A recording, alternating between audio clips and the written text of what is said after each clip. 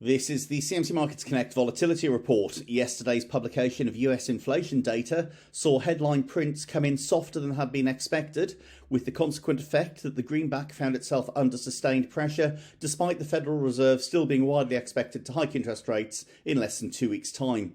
The Kiwi dollar saw the highest levels of price action, with one-day vol against the USD printing 14.08% compared to 10.86% on the month, whilst the Aussie dollar wasn't far behind either, with readings against USD of 13.24% on the day and 10.59% on the month.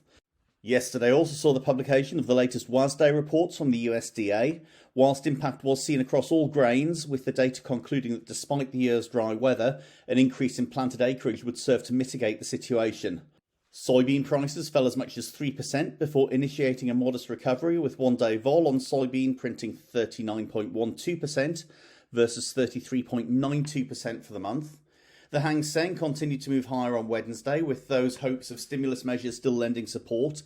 The index is now closing in on a test of 3-week highs, with US dollar weakness arguably lending more support here too.